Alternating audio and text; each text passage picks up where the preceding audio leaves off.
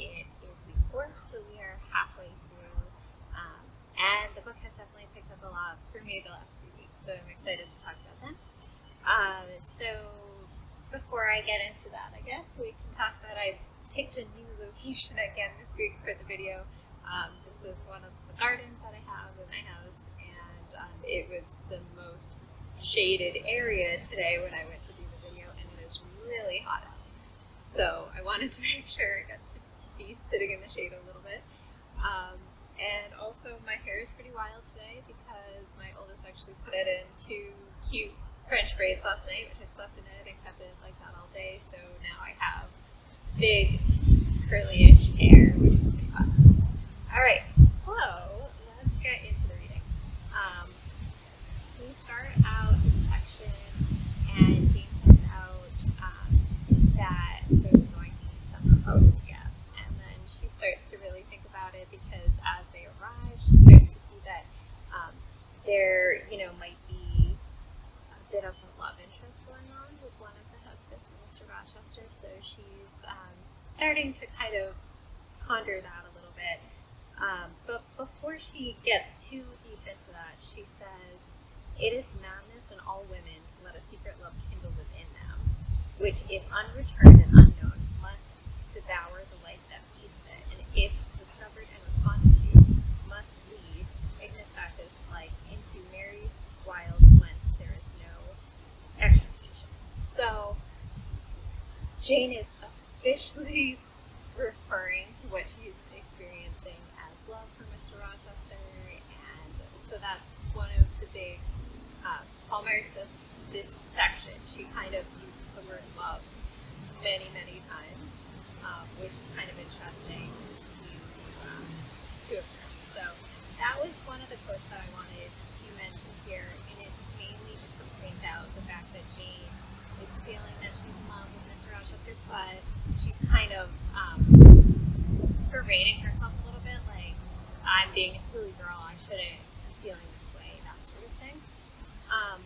Also, she kind of goes on, actually the same page, to talk about how this other woman is kind of her opposite in the fact that she's, sophisticated and beautiful and all this stuff. So she says to herself that she needs to, draw like a very crude drawing of herself, and then this very sophisticated with all of her finest art tools drawing of her counterpart, and compare them whenever she's starting to feel like she deserves to have Mr. Rochester or whatever. So that's kind of how things start out, but this is actually before she's even met her, so she's just envisioning her as this superior being, shall we say. So that was the first passage I wanted to touch upon this week.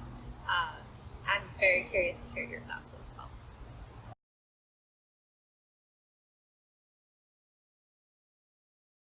Alright, for this next section, I actually have several passages that I found that I wanted to share.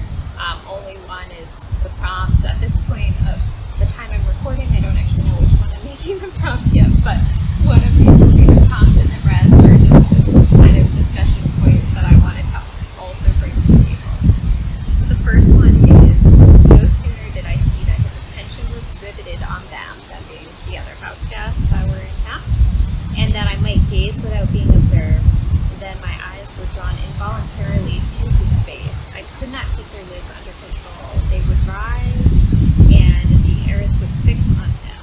I looked and had an acute pleasure in looking, a precious yet poignant pleasure, pure gold, with a steady pointed at me. So she's basically sitting in this room, and all these house guests are kind of just, they're at a party, more or less. They're all socializing and having a grand old time. She's kind of sitting off in the corner because she doesn't want to be there in the first place, but then she notices that everyone's preoccupied, so she is just staring at Mr. Rochester and taking him in, So that passage I found to be kind of interesting because she's kind of trying to be a little bit sneaky about it, but at the same time she just is probably right in thinking that everyone's focused on their own thing and probably not noticing her. Anyhow, okay, so later she says, he made me love him without looking at me. Wow, that's I just feel like this is another example of Charlotte Bronte just having a way with words. Very short sentence, but really powerfully written. So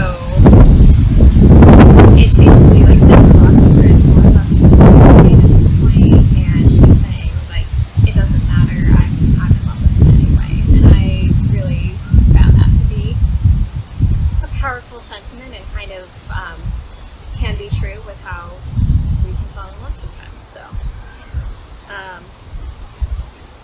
another great Charlotte Bronte example of just really powerful writing. That's a page later in my edition, and it says, "And yet, while I breathe and think, I must love him." I always find it kind of interesting when we talk about love and we see it as this involuntary thing that surrounds us. I'm not really sure my stance on that, but I always do find it interesting to kind of ponder that concept, and I also find it interesting when it's portrayed in literature in that way. So the fact that she's saying, you know, she has to breathe, she has to think, but she also has to love him, basically. So I really enjoyed that one as well. And there was actually one more that was kind of a chapter later. And she says, "I have told you, reader, that I had learned to love Mr. Rochester. I could not unlove him now merely because I found that he had ceased to notice me." So this is kind of a good bookend on the other discussions that I had previously in this section, where she's basically saying, like, my love for him is not dependent on his behaviors towards me. I just love him. So he might be ignoring me, he might not be, but I love him. And I think that's, true a lot of times, that we fall in love with people for who they are, who we hope they'll be, a number of things, and then we're in love, So the fact that she's saying that her love for him is unconditional at this point. So I found that to be kind of a good wrap up for this section, and just an interesting point all around. So I'm excited to hear what you all thought about it as well, so let me know.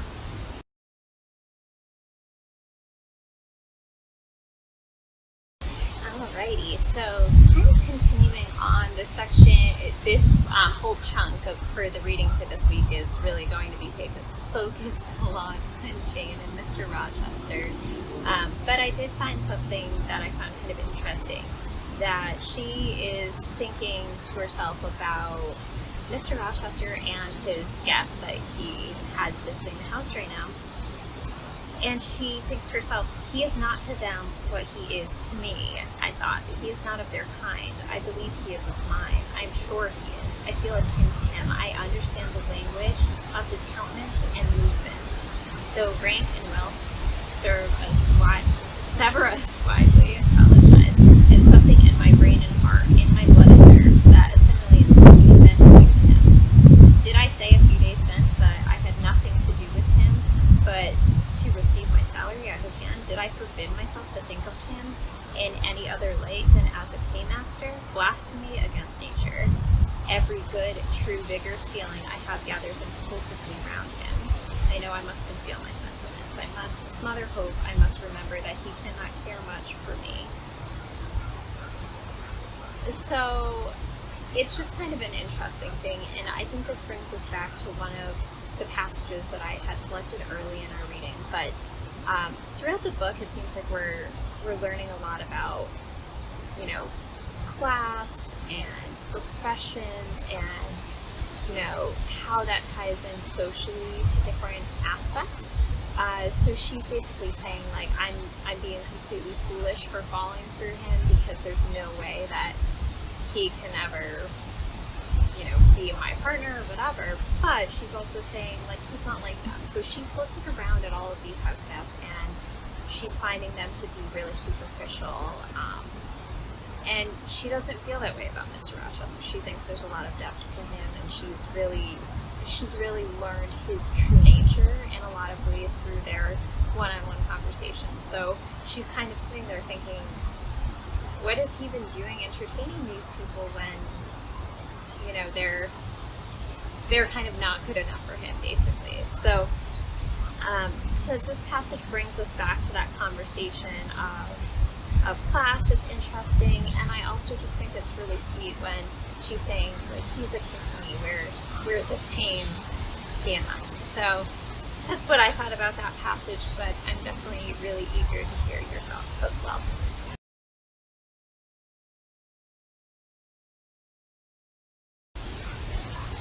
Alright, so this next passage is so short, which is probably a refreshing change for all of you since I tend to pick the longest passages to share. But so in this moment, we are experiencing the fact that Mr. Rochester is having a conversation with Jane and is getting to the end of the night, and Mr. Rochester says, "Good night, my," and then it kind of cuts off. So he stopped, bit his lip, and abruptly left me. I'd love to know how he would have finished that sentence. I found this to be really sweet because, as you know, this whole point she's saying, like, I love him, he ignores me. I love him despite him ignoring me. I love him and always will, kind of thing, is what we keep hearing from Jane. And we keep hearing from her the fact that she thinks he doesn't care about her, but then the fact that he's saying goodnight, my, oh, I should finish that. So is it goodnight, my love, goodnight, my dear, goodnight, my friend? Who knows? We'll never know. But I found that to be kind of like a glimpse into the fact that Mr. Rochester has some of those feelings for her as well. To what extent? I guess we'll have to wait and see.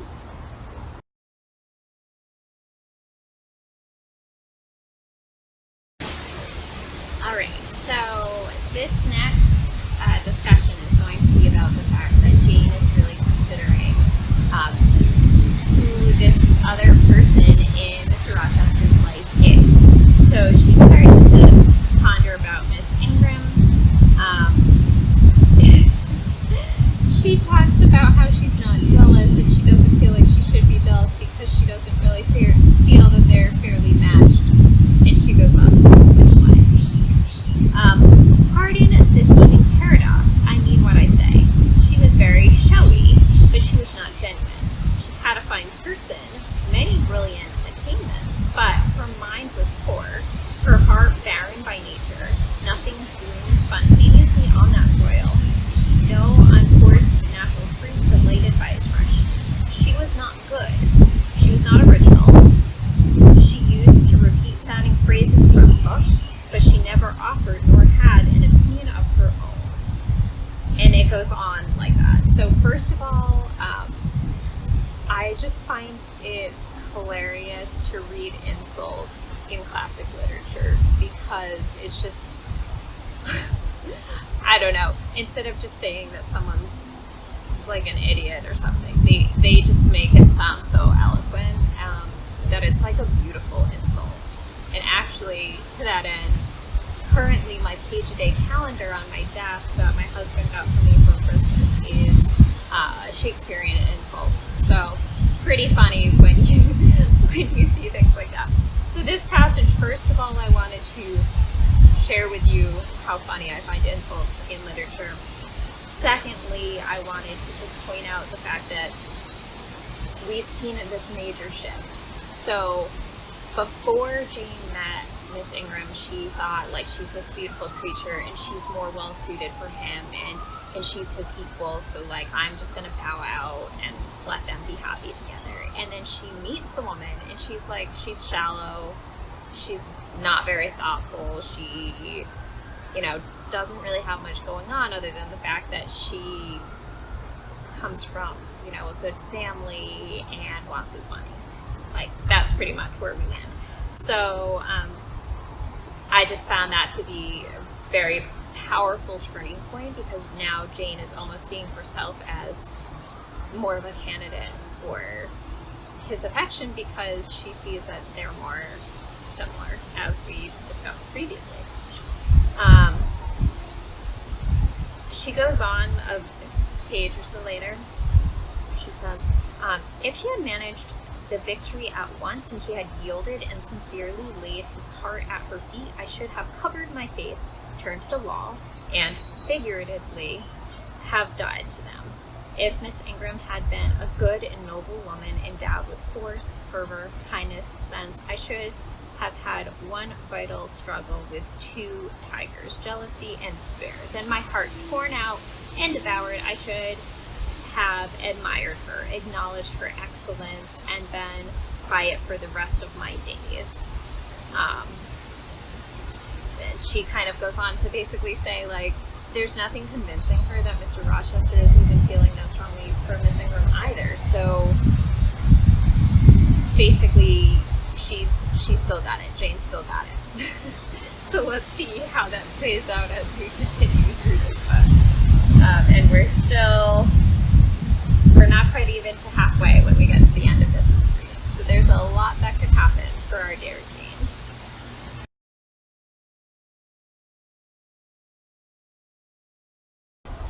Alrighty, so this next passage I found interesting because of the shift that it showed us from earlier in our reading. So this one says,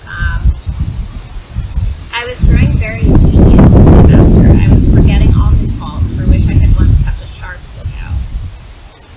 So earlier there's a passage that we already used for a previous discussion where she basically said, I'm not turning a blind eye to his faults. Here are all of his faults. He has a long list, and I have acknowledged them all. Now, as she's falling in love with him, she's saying, yeah, I kind of am not keeping track of his faults anymore. And I mean, that's human nature, right? As we love someone, we kind of ignore some of their less favorable traits, and we focus more on their more favorable traits. So I just found that interesting because when I had first read the original passages, stuck out to me like, wow, she's really not letting him off easy. But then now, as their relationship has progressed, she's changed her stance as well.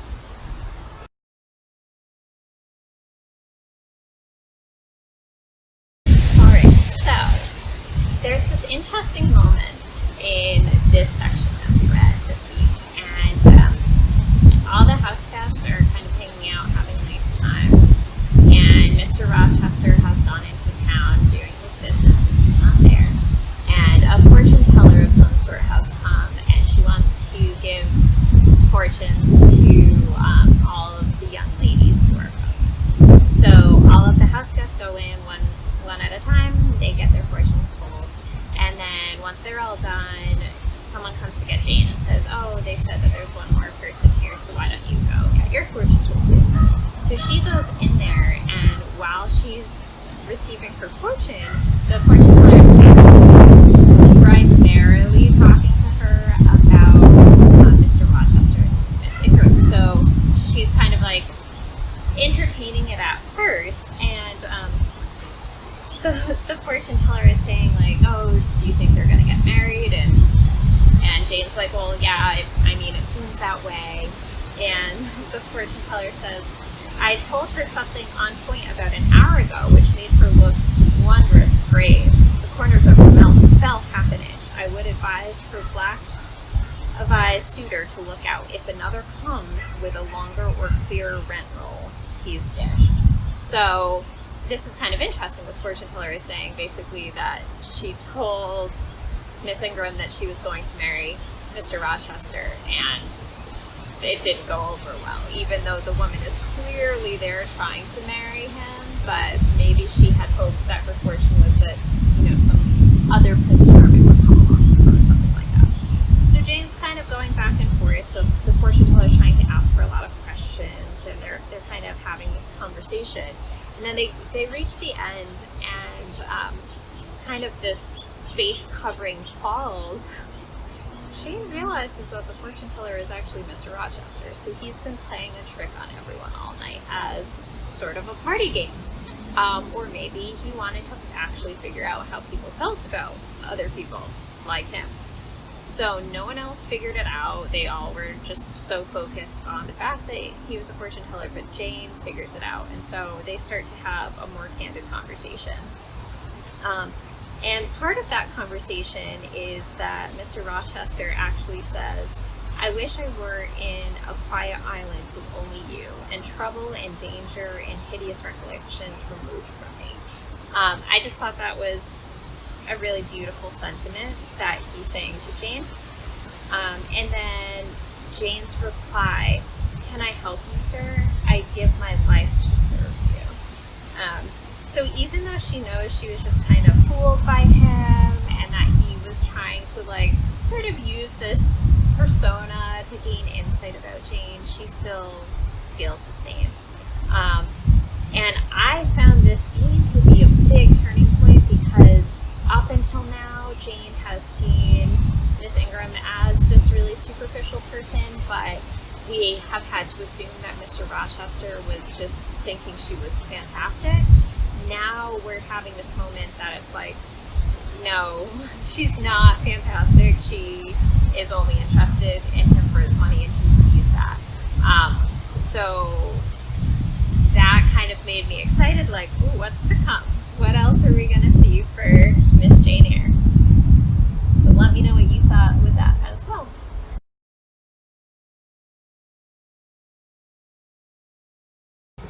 Okay, so that brings us to our final discussion for this week. For this one, it's again a conversation between Jane and Mr. Rochester. I must sound like a broken record there.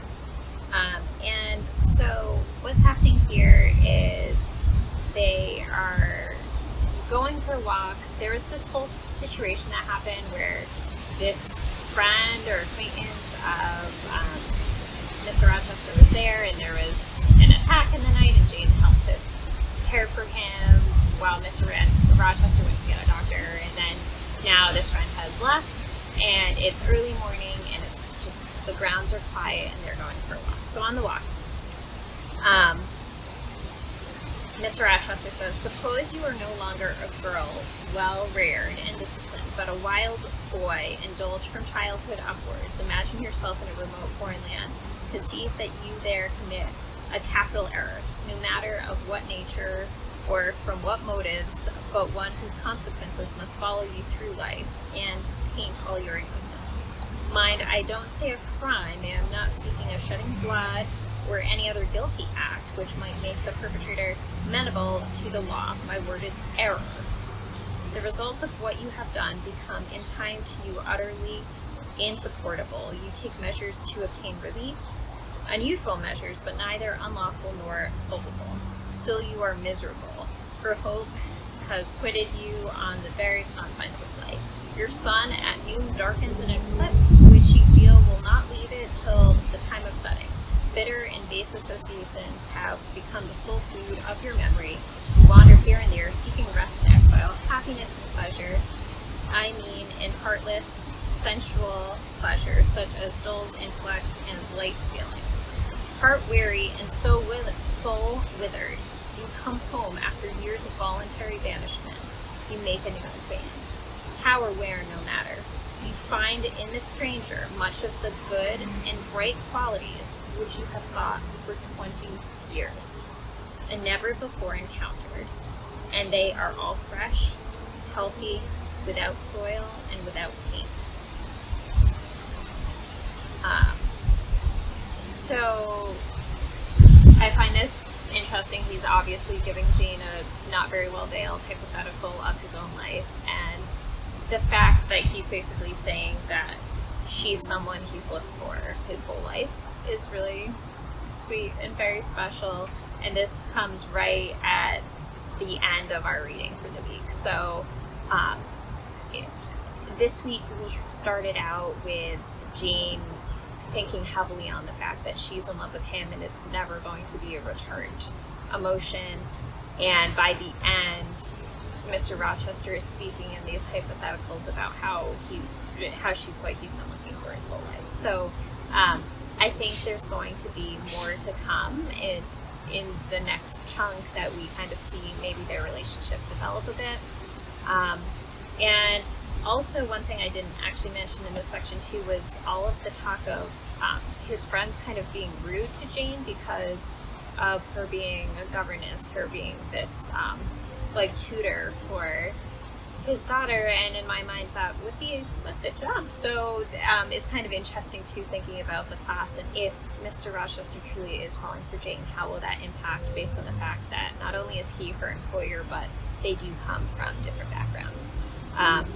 Yeah, so I'm excited to see what's next. Much more to come, but I'm very excited to hear what you all thought for this week's Jane Eyre read along. So let me know. Have a good week.